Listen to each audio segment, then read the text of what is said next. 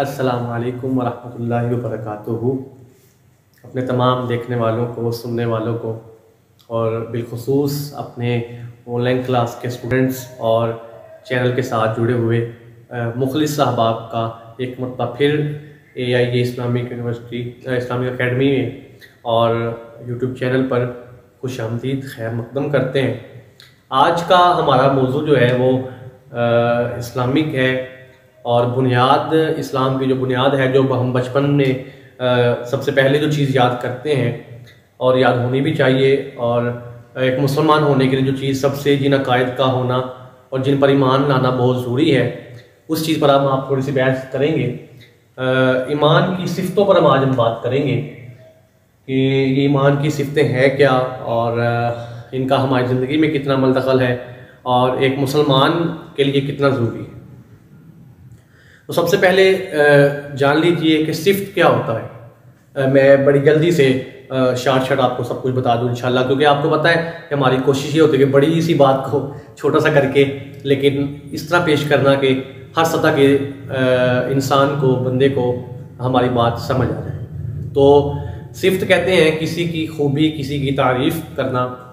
मिसाल के तौर पे मैं कहूँ जी, ये साहिब हैं और ये बड़ी अच्छी तिलावत करते हैं, तो ये इनकी एक सिफ़त है। ठीक है, मैं कहूँ ये तिलावत भी करते हैं और नात भी पढ़ते हैं, तो ये इनकी दो सिफ़तें हैं। ठीक है, और मैं कहूँ जी ये तिलावत भी करते हैं, नात भी पढ़ते हैं और ख़िताब भी करते हैं, तो ये इनकी सिफ़ात में ज़्यादा बढ़ गया काम। अब कानून ये है कि उर्दू में एक के बाद दूसरा होता है वो जमा में शुमार होता है, यानी एक वाहद और एक के बाद जमा शुरू हो जाता है, 2, 3, 4, 5, 10, 20, 50। लेकिन अरबी में ऐसा नहीं है, और क्योंकि हमारी ये ईमान की सिफ़तें, कलमे, नमाज, ये सब कुछ अरबी में है, तो तब तक हमें इस चीज़ का बेहतर फ़ायदा नहीं होने वाला जब तक हम इसको समझ ना लें कि इसका तर्जुमा क्या है, इसमें बात क्या हो रही है। इसी तरह कुरान पाक में भी है कि जब तक हम कुरान पाक पढ़ते रहेंगे, हम समझेंगे नहीं हमसे बात क्या हो रही है, तो हमें उसका कोई इतना ख़ास फ़ायदा होने वाला नहीं है। नेकियां अपनी जगह हैं, लेकिन जब समझ के पढ़ेंगे तो भी फ़ायदा भी होगा। तो अब अरबी में क्या होता है, अरबी में वाहद जो है वो एक वाहद, दो तस्नी है, यानी दो ही रहता है, दो के बाद जो होता है वो जमा में शुमार होता है। जैसे कि अल्लाह ताला की सिफ़ात, सिफ़ाती नाम है ना, कुरान पाक खोलते हैं जब हम तो स्टार्ट में ही लिखे होते हैं। अब देखिए अल्लाह ताला रहीम भी है, करीम भी है, बख्शने वाला भी है, ज़ुल जलाल वल इकराम भी है, हमेशा रहने वाला। तो ये तमाम चीज़ें क्या है, उसकी सिफ़ात है, यानी 3 से 2 से बढ़ गई, जहाँ तक मर्जी ले जाओ। तो इसलिए अल्लाह ताला के सिफ़ाती नाम कहा जाता है, ज़ाती नाम उसका एक ही है, अल्लाह। तो अब ईमान की सिफ़तें क्या हैं? ईमान की सिफ़तें ये है कि जिन चीज़ों का बुनियादी अकायद में होना बहुत ज़रूरी है, और ईमान बंदा जब तक उन चीज़ों में से एक भी चीज़ पर ईमान ना लाए, बंदा मोमिन या मुसलमान नहीं हो सकता। वो चीज़ें क्या है? अल्लाह ताला पर ईमान रखना, उसके तमाम रसूलों पर, तमाम फरिश्तों पर, किताबों पर और आखिरत के दिन पर, अच्छी बुरी तकदीर पर, उसकी सिफ़ाती नाम, उसके नाम पर, और उसके बाद क़यामत के दिन पर, ज़िंदगी के बाद मौत है, मौत के बाद फिर ज़िंदगी है, इस चीज़ पर ईमान रखना, और इन तमाम चीज़ों का ज़ुबान से इकरार करना और दिल से तस्दीक और कबूल भी करना। ये तमाम चीज़ें ये हमारी ईमानियात में हैं, और इन्हीं के ज़रिए इन पर इकरार और इन पर कायम रहते हुए ही बंदा मोमिन और मुसलमान बनता है। तो आइए देखते हैं, क्योंकि हमारी ज़ुबान अरबी नहीं है तो ये तब चीज़ें अरबी में है। तो जो मैंने उर्दू में बात आपको बताई है, अभी मैं इंशाल्लाह यहाँ पे साथ साथ रिवाइज करूँगा, तो आपको अभी ही सब कुछ याद हो जाएगा। अब आप सबकी तवज्जो हुई तो ये नोट भी कर लें, ये यकीनन सबको आती होगी। तो एक मरतबा अब हम इसमें आज ये समझेंगे कि इसमें बात क्या हो रही है। तो मैंने आपको बताया ईमान लाना इन तमाम चीज़ों पर। अब अरबी में उन चीज़ों के नाम है, तो हम उसके नीचे मैं लफ्ज़ी तर्जुमा भी लिखने की कोशिश करता हूँ, नीचे बा मुहावरा भी लिख दूंगा, और आप ये चीज़ें नोट कर लीजिएगा। मैं ईमान लाता हूँ अल्लाह पर, ये इन तमाम चीज़ों पर, जैसे मैंने आपको बताया। आगे के हम देखते हैं क्या होता है। देखें जी, आमनतु बिल्लाहि, मैं ईमान लाया अल्लाह पर।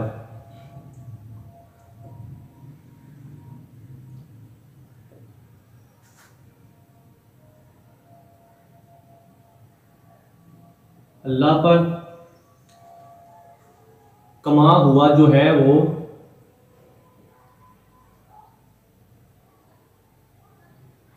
अपने नाम और सिफ़ात के साथ वाक मतलब होता है और कबिल तू कबूल किया जमीया तमाम, अहकाम ही, अहकाम यानी अहकाम जो होते हैं हुक्म जो हमें कुरान हदीस में आए हैं। इकरार बिल लिसान, लिसान कहते हैं जुबान को, इकरार इकरार करना या मानना, ठीक है, बिल लिसान जुबान से, व तस्दीकुम और सच मानना, तस्दीक की बिलकल्ब दिल से, कल्ब कहते हैं दिल से। यानी ये मैंने आपको हर लफ्ज़ के नीचे जो उसका तर्जुमा पढ़ रहा है वो आपको बताया है। जैसे जमीया का मतलब होता है तमाम, जमा के सीगे में आता है।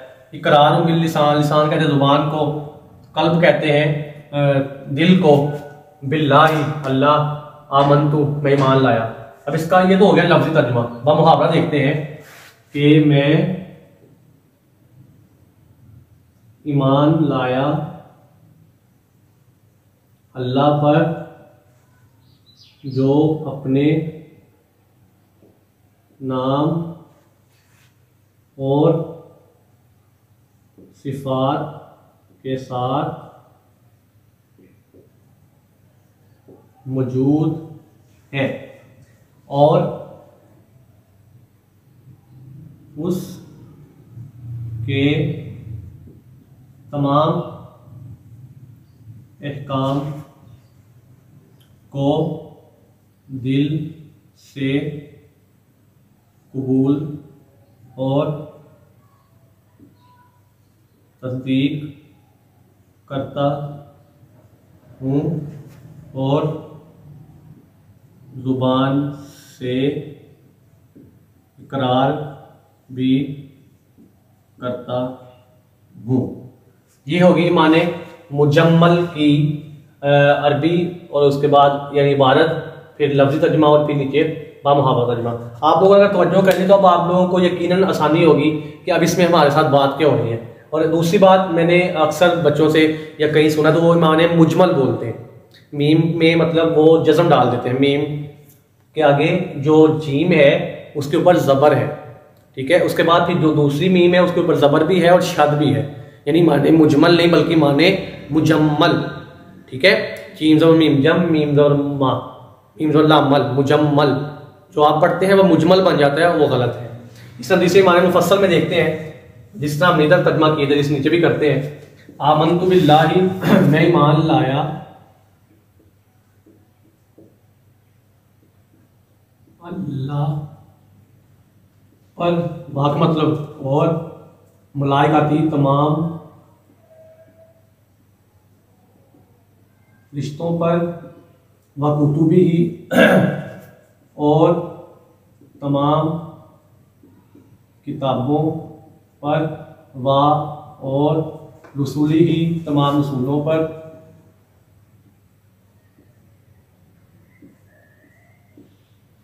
वल यौमिल आखिर, यौम कहते दिन को, और आखिरत के दिन पर, वल कदरी और तकदीर, खैरी ही अच्छी और बुरी, मिनल्लाह मिन इसका से अल्लाह ताला, और मौत और जिंदगी बाद मौत के, ठीक है जी। ये हो गया लफ्जी तर्जुमा। अब हम मुहावरा देखते हैं। मैं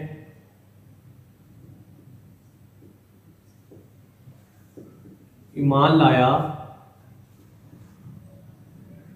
अल्लाह पर और तमाम रिश्तों पर और तमाम किताबों पर और वरसूली तमाम रसूलों पर और आखिरत के दिन पर और अच्छी और बुरी तकदीर पर, क्यों कि ये मिनल्लाह अल्लाह की तरफ से ही है और मौत के बाद दोबारा जिंदगी पर। ठीक है जी। अच्छा जी, तो ये दो चीज़ें थी जो बहुत दिनों से मैं ये करना चाह रहा था, तो लेकिन हम चूँकि दूसरी इमला वाली साइड पे थे तो आज मैंने इन पे एक लेक्चर बना दिया है आप सबके लिए। तो अब ये चीज़ें अगर आप पहले आपको खाली अरबी याद थी, लेकिन हमें ये समझ नहीं, कुछ लोग हैं माशाल्लाह बहुत वसी मुताला रखते हैं, तो उनके इल्म में यकीनन ये बात होगी। तो लेकिन जो लोग इस चीज़ों से वाकिफ़ नहीं हैं उनके लिए मैंने ये बात की है कि अब जब हम समझ के पढ़ेंगे तो फिर हमें पता लगेगा हम बात क्या कर रहे हैं, और फिर इन तमाम चीज़ों पर ईमान रख के हम कामिल मोमिन और कामिल मुसलमान बन जाएंगे। अब कुछ चीज़ें मैं मतलब आपको फिर एक डिटेल से बता दूं। मैं ईमान लाया अल्लाह पर और तमाम फरिश्तों पर और तमाम किताबों पर। किताबें कितनी आपको पता, 4 हैं, तौरात, ज़बूर, इंजील और कुरान पाक। तो पहली किताबें जो है वो बाकी नहीं है, लेकिन क़यामत तक अब कुरान पाक जो है इसने तमाम किताबों की तस्दीक भी की है और ये क़यामत तक बाकी भी है। उसके बाद तमाम रसूलों पर एक बात हमेशा याद रखें, हम बेशक अपने नबी की उम्मत हैं, आखिरी नबी की उम्मत हैं, और हमारे आका सल्लल्लाहु अलैहि वसल्लम के बाद कोई नबी नहीं है और ना ही कोई आएगा। अना खातमुन नबिय्यीन ला नबिय्य बअदी, नबी वसल्लम की हदीस है, और कुरान पाक में है मा काना मुहम्मदुन अबा अहदिम मिन रिजालिकुम वलाकिन रसूलुल्लाह व खातमुन नबिय्यीन। तो नबी वसल्लम के बाद कोई नबी नहीं है, लेकिन जो पिछले 1 लाख कमोबेश 24,000 पैगम्बर रसूल नबी गुजरे हैं, उन सब में से अगर किसी एक पर भी हमारा ईमान नहीं है तो हम दार इस्लाम में दाखिल नहीं हो सकते। उन तमाम पर ईमान रखना बहुत ज़रूरी है और ये मुसलमान के लिए एक बड़ी अहम बात है। लेकिन हम उम्मत किसके हैं? अपने नबी वसल्लम के, इसलिए हम इन्हीं के अहकाम पर अमल कर सकते हैं। उन तमाम लोगों से मानना है, उन पर ईमान रखना है, और जो फरामीन है, जो अहकाम है, वो आखिरी नबी यानी अपने अक्का अलैहिस्सलाम के और कुरान और हदीस के मानते हैं। उसके बाद आखिर के दिन पर ईमान रखना है। आखिर के दिन में फिर जन्नत दोज़ख है, उस पर ईमान रखना है। हिसाबो किताब पे, मीज़ान पे, पुल सिरात पे, आब कौसर, इन तमाम चीज़ों पर ईमान रखना ये आखिर के दिन में शुमार होता है। उसके बाद अच्छी और बुरी तकदीर। देखें, हमेशा एक बात याद रखें, हमारा अलमिया ये है कि हमारा कोई दुनियादारी का नुकसान हो जाए तो हम कहते हैं मेरी किस्मत ही बड़ी ख़राब है, मेरी तकदीर अच्छा नहीं लिखी है, और दुनिया को कोई फ़ायदा हो जाए तो हम कहते हैं उसकी किस्मत बड़ी अच्छी है, ये है वो है। हसद के हद तक भी कुछ लोग चले जाते हैं। लेकिन देखिए, हमने तो यहाँ इकरार किया है कि मैं इन तमाम चीज़ों पर ईमान रखता हूँ, तो फिर हम इतना छोटा दिल क्यों कर लेते हैं? तो इसलिए अच्छी तकदीर भी और बुरी तकदीर भी ये दोनों अल्लाह ताला की तरफ से हैं, और ये बुरी होती नहीं, हमें ज़ाहिरी लगता है क्योंकि हम दुनियादारी देख रहे होते हैं। तुरीदूना आरत दुनिया, हम दुनिया चाहते हैं, लेकिन वल्लाहु युरिदुल आखिरा, अल्लाह ताला आखिरत चाहता है। तो अगर इस दुनिया में कोई मामला हमारा कबूल नहीं हुआ तो गम करने की जरूरत नहीं। नबी सल्लल्लाहु अलैहि वसल्लम फरमाया, जो बंदा यहाँ पे कोई दुआ करे उसकी कबूल ना हो तो कल क़यामत में उसका इतना अजर मिलेगा कि वो दुआ करेगा कि या अल्लाह मेरी दुनिया में कोई भी दुआ कबूल ना होती अगर इतना ही अजर था कबूल ना होने वाली दुआ का। तो इसलिए अच्छी बुरी तकदीर जो है ये अल्लाह ताला की तरफ से है। ये इंसान को आजमाइश होती है, और बंदा अगर उस आजमाइश में अल्लाह ताला को याद करे, अल्लाह की बारगाह में हाजिर है, तो बंदा इस आजमाइश के जरिए कुर्बे इलाही में चला जाता है। तो कुर्बे इलाही अगर मुश्किल आने से मिले तो इससे बढ़कर हो गया कि हमें कुर्बे इलाही मिल रहा है। दुनिया तो फानी है, चला जाना है, आसानी हो या मुश्किल हो चले जाना है, लेकिन कुर्बे इलाही मुयस्सर आ जाए, नबी पाक सल्लल्लाहु अलैहि वसल्लम की बारगाह की हुजूरी मिल जाए, तो इससे बढ़कर कौन सी बड़ी बात है। तो लिहाजा इस बात का आहद करते हुए, इकरार करते हुए, फिर हमें दिल छोटा या हसद या बुरा ख्याल दिल में नहीं लाना चाहिए। उसके बाद वल बासी बादल मौत, मौत के बाद की ज़िंदगी पर, यानी हम इससे पहले जिस दुनिया में थे, उससे पहले जिस दुनिया में थे, फिर हम यहाँ पे आए हैं। अब यहाँ से हमने एक जगह से मुंतकिल होकर कब्र में चले जाना है। तो क्या हम जब आलम अरवाह से माँ के पेट में आए हैं तो क्या हम फोत हो गए थे? नहीं। माँ के पेट से दुनिया में आए तो हम फोत हो गए हैं? नहीं। अब इसी तरह हमने ये जहान तब्दील करके अगली जगह मुंतकिल हो जाना है, तो वहाँ जाके भी हम जिंदा रहेंगे। ठीक है। उसके बाद फिर हम आलम माशर में चले जाएंगे। तो इसलिए इसका मतलब ये नहीं है कि हम एक बंदा कब्र में गया है तो वो खत्म हो गया, नहीं, जिस्म को मौत आएगी, ठीक है, लेकिन कल क़यामत वाले दिन फिर वो जिस्म दोबारा हमें अता हो जाएंगे। अगर बंदा जिंदा नहीं है तो कब्र में सवाल जवाब किसे होने, अज़ाब व जज़ा किसे होना है। इसलिए इस चीज़ पर ईमान रखना बहुत ज़रूरी है कि इस ज़िंदगी के बाद जो अगली ज़िंदगी है उस पर भी ईमान रखना बहुत ज़रूरी है।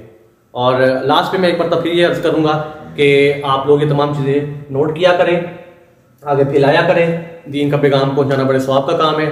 और अपने नेक ख्वाहिशात और अपने कीमती मशवरे का इजहार हमारे साथ कमेंट में किया करें, या लिंक में नंबर मौजूद है वहाँ पे इजहार कर दिया करें।